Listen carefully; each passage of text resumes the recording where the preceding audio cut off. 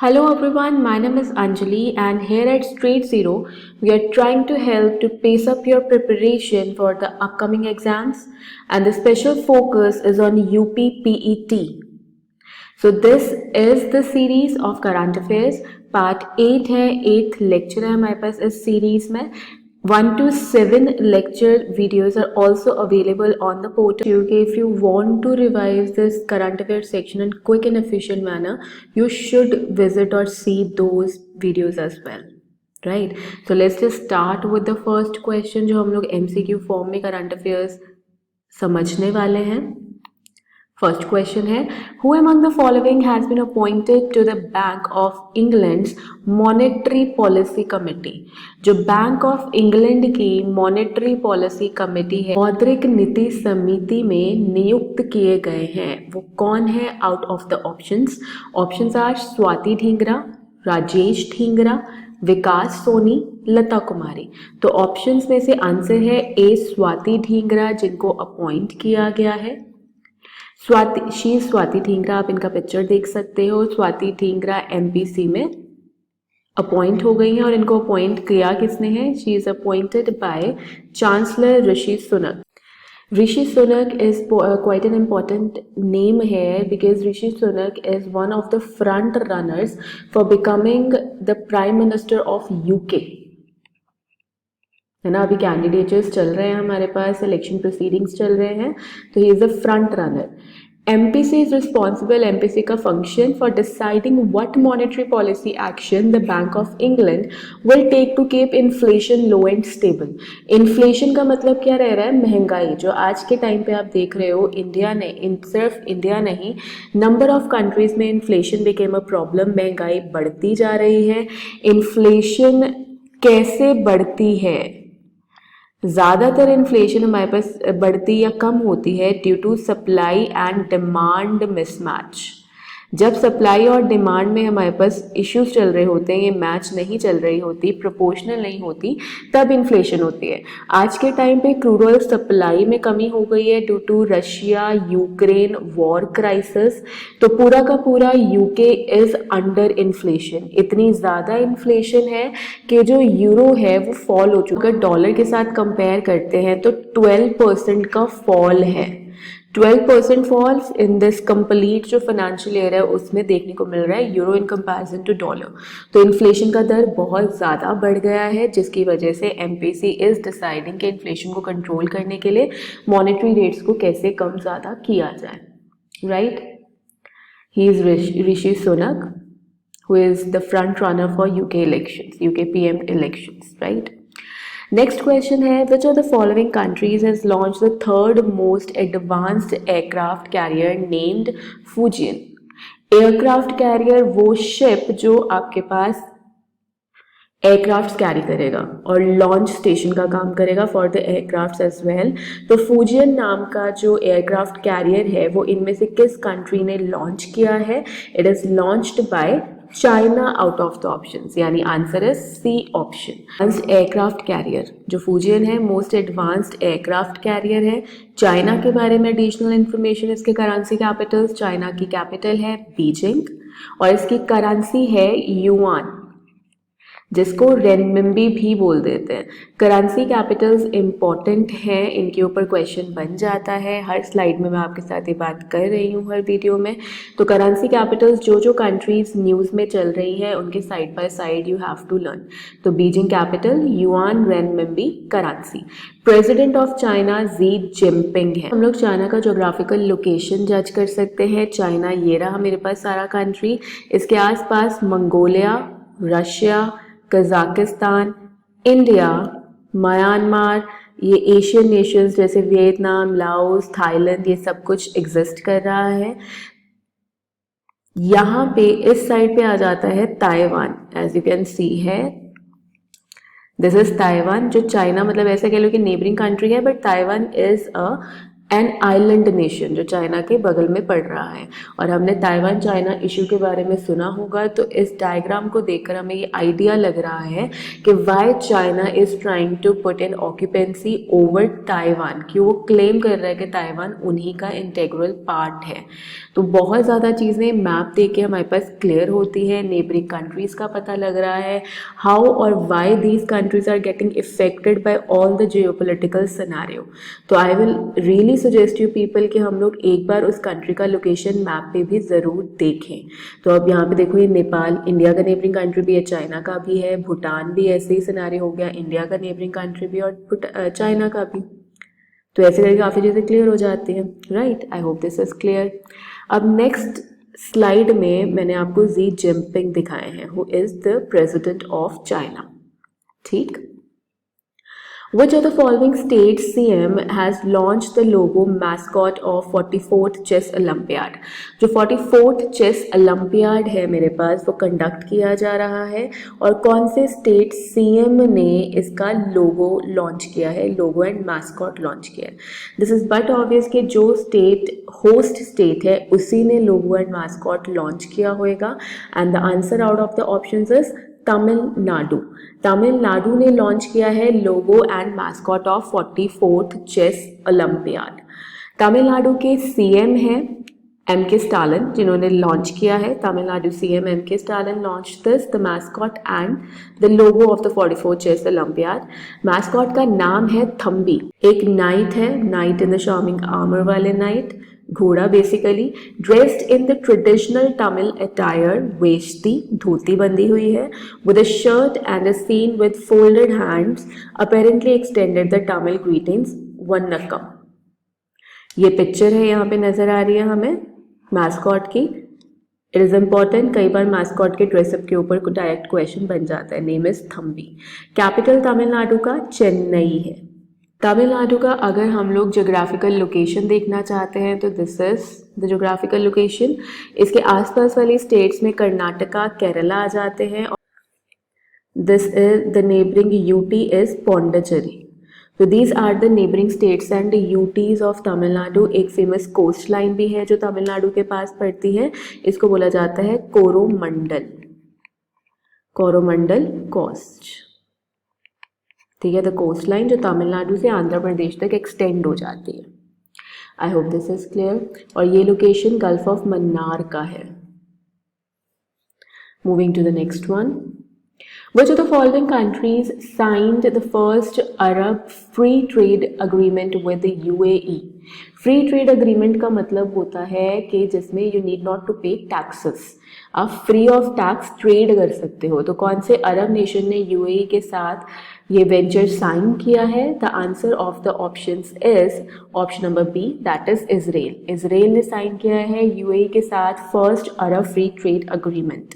Israel has signed it. And capital of Israel and currency of Israel का बात कर देते हैं। तो capital of Israel is Jerusalem and इसका करेंसी है शेकल। प्रेसिडेंट इजराइल के इसाक हर्जोग है। इजराइल का जोग्राफिकल लोकेशन काफ़ी इंपॉर्टेंट आ जाता है due to Palestine and Israel issue. As you can see in this diagram, Gaza strip ये located है, और गाजा स्ट्रिप के एक साइड इजराइल है और दूसरी साइड पैलेस्टीन है। जेरूसलम कॉमन कैपिटल है दोनों ही कंट्रीज का। This is the West Bank, this is Jordan. ये भी सारे डिस्टर्ब नेशंस है जो इसके साथ लग रहे हैं। सीरिया, ये ऊपर लेबनान है, सऊदी अरेबिया, इजिप्ट, और यूएई के साथ इजराइल ने साइन किया है ये venture. Currency capitals important, he is Isaac Herzog. I hope this is clear. Moving to the next one. Which of the following became the 36th state to implement one nation, one ration card scheme? When we talk about one nation, one ration card scheme, हमारे पास migrant workers का problem जो रहता है वो solve हो जाएगा इससे कि वो लोग मूव करते हैं from their state to another state. तो जब वो डिफरेंट डिफरेंट एरियाज में जाते हैं तो अपनी स्टेट का राशन कार्ड वहाँ पे बेनिफिशियरी की तरह यूज़ नहीं कर सकते थे, but now your ration cards are going to be linked with your Aadhaar cards, जिससे you can use it anywhere, किसी भी फेयर प्राइस शॉप में उसको यूज़ कर सकते हो, मतलब जहाँ से गवर्नमेंट राशन डिस्ट्रीब्यूट किया जाता है, you can use it anywhere in India. तो 36th स्टेट मतलब कि जो लास्ट स्टेट बनी है out of all the states and UTs, वो कौन सी स्टेट बनी है? It is Assam, that implemented one nation one ration card scheme, is a 36th state. Again जैसे मैंने आपको बताया, ONORC is a scheme that will nationalize a beneficiary's ration card by a process called Aadhaar seeding. अगर आपका आधार card linked है, the 12 digit of your Aadhaar card, if they are linked with your ration card, then you can use it nationally. मतलब nationally इसको कहीं भी use कर सकते हो इंडिया में। Capital of Assam is Dispur और Shri Himanta Biswa Sarma is the CM of Assam. Assam का लोकेशन, नंबर ऑफ स्टेट्स जो इसके साथ नेबर पे लग रही हैं, neighbouring states and the country, जो नेबरिंग कंट्री बन रही है असम की, that is Bhutan and Bangladesh. Neighbouring countries Bhutan, Bangladesh है। नेबरिंग स्टेट्स में अरुणाचल प्रदेश, नागालैंड, मणिपुर, मिजोरम, त्रिपुरा, मेघालय। मतलब major of north eastern states जो हैं, they are sharing the boundary with Assam, और एक वेस्ट बंगाल भी है। नंबर ऑफ स्टेट्स में West Bengal is also sharing the boundary with Assam. ठीक, I hope this is clear to people. Moving to the next slide, he is Himant Biswa Sarma, the CM of Assam. Next question, in which of the following states union government has launched pilot project on One Health? तो one health के ऊपर जो pilot project launch किया गया है वो इनमें से किस स्टेट ने लॉन्च किया है? Answer out of the options is Karnataka. Karnataka ने लॉन्च किया है वन हेल्थ का pilot program, initial launch. The department of animal husbandry है जो इसकी नोडल गवर्नमेंट एजेंसी है गवर्नमेंट ऑफ इंडिया के under, launch the pilot project on one health. One health का मतलब overall health, health of everybody including the plant, animals, human beings, उस चीज पे ओवरऑल फोकस। बेंगलुरु कर्नाटका का सिटी है, capital city. Basavaraj Bommai current CM of Karnataka है। Karnataka, again if you want to see the location on the map, this is the location of Karnataka. ठीक है, महाराष्ट्र, तेलंगाना, आंध्र प्रदेश, तमिलनाडु, केरला, ये neighbouring states पड़ जाती हैं कर्नाटका स्टेट के, और कोस्टल स्टेट भी है Karnataka as you are seeing. और कर्नाटका के साथ जो कोस्टल एरिया पड़ जाता है उसका नाम है मालाबार कोस्ट। जैसे हमने तमिलनाडु का किया था, that was Coromandel, here it is Malabar. And he is Baswaraj Bommai. Seventh question on the screen, who among the following has been appointed as the chairperson of Press Council of India? तो Press Council of India की chairperson recently appoint हुई हैं। कौन appoint हुए हैं? Options हैं Rashmi Desai, RP Desai, Kalpana Sharma, or none of these. So answer to the question is B, RP Desai. She became the chairperson of Press Council of India. She is RP Desai on your screen. Name का पूरा नाम है इनका Ranjan Prakash Desai. Chairperson, new chairperson of press council. इनसे पहले CK प्रसाद थे 2014 से 22, former supreme court जज। ये भी सुप्रीम कोर्ट की जज रह चुकी हैं 13 सितंबर 2011 से 2014 तक। The dates are not that important, year आप अपनी मर्जी के लिए ध्यान में रख सकते हो। तो प्रेस काउंसिल ऑफ इंडिया के जो चेयरपर्सन होते हैं वो जनरली रिटायर्ड सुप्रीम कोर्ट जज होते हैं। पहले भी आप देख सकते हो CK प्रसाद भी रिटायर्ड जज थे, and now Ranjana Prakash is also the retired जज। जो प्रेस काउंसिल ऑफ इंडिया है, it was formed in the year 1966। दो चीज़ें आप याद रख सकते हो, 1966 में फॉर्म हुई थी, न्यू दिल्ली बेस है ये, मतलब इसके हेडक्वार्टर्स न्यू दिल्ली है। और ये जो ऑपरेट कर रही है press council of India organisation, it is operational under press council of India act 1978।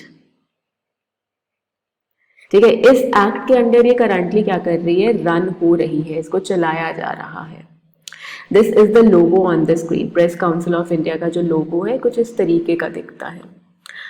Eighth question is saying which of the following state has received WHO award for tobacco control? किस state को हमारे पास मिला है WHO award for tobacco control? तो answer to the question, the state which has received the award is Jharkhand. World health organisation ने world tobacco award हमारे पास distribute करने का बात किया और it is been given to Jharkhand. Celebrate होता है, इट इज़ ऑन 31 मई. इसके थीम की बात कर सकते हैं हम लोग, that is harmful effects of tobacco. जो इस साल का थीम था it was harmful effects of tobacco. 31st day world no tobacco day. NTCP को लॉन्च किया गया था झारखंड में in 2012. Jharkhand level, state level 2012, but national level पे यानी सेंट्रल लेवल पे इसको इंट्रोड्यूस किया गया था इन 2007-8. It was the part of 5-year plan, 11th 5-year plan, जिसमें बेसिकली बात हुआ था हमारे पास टोबैको के harmful effects on health and all. तो एनटीसीपी 2007-8 में नेशनल लेवल पे और झारखंड में इट वाज इंट्रोड्यूस्ड. एनटीसीपी है क्या, इसके बारे में बात करो. It is an organisation. NTCP का फुल फॉर्म है national tobacco control programme. National tobacco control programme.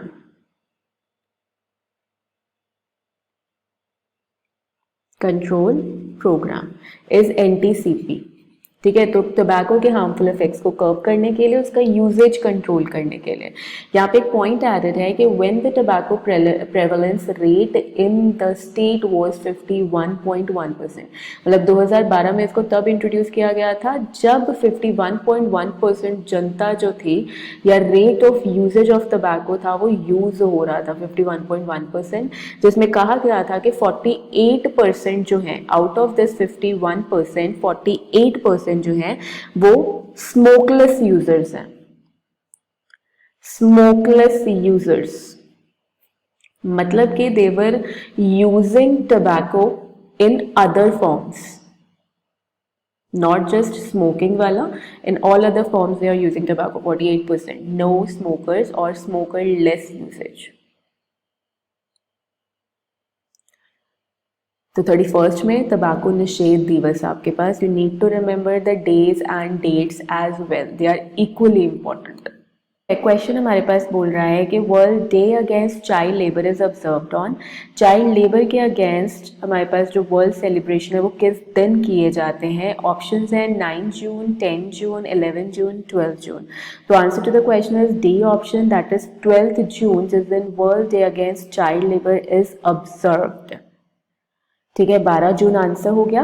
World day against child labour 12 June. Theme था इस साल का universal social protection to end child labour.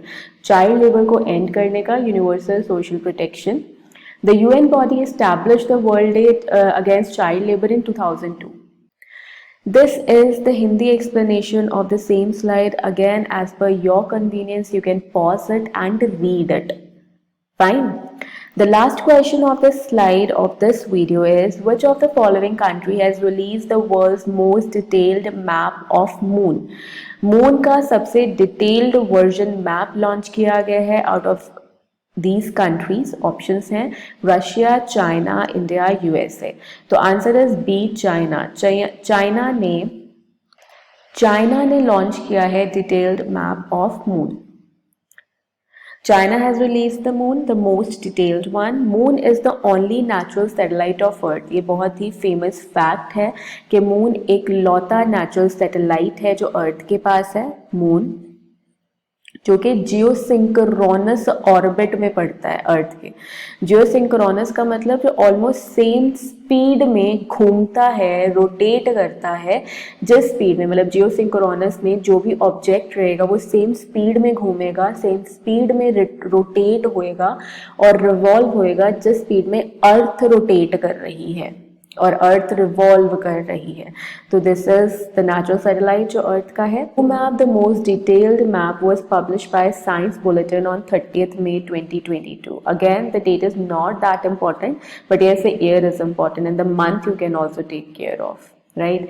China का location again on the political map is important, पीछे भी मैंने बताया था, I am repeating the same thing here again.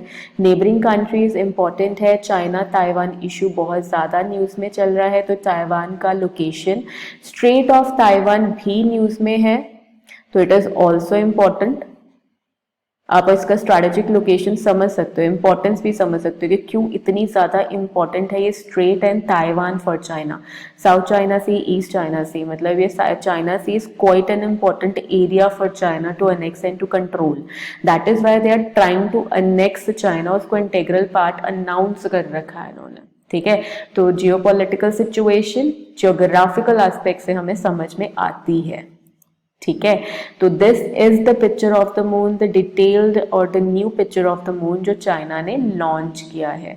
अब क्योंकि मैंने आपको पीछे बता दिया था कि चाइना का करेंसी कैपिटल क्या है, तो I would like you to answer that in the chat box as well. Hope the whole video is clear to you people. I try to make it as simple as possible, ताकि वो फटाफट से हमें facts क्या हो जाए, याद हो जाए।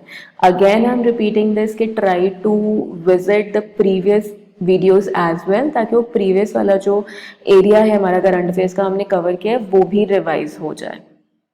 और अगर आपको इसका डाउनलोडेड वर्जन चाहिए, you want the PDF of the slides, तो you can always visit the portal of straight zero. Thank you so much and happy learning.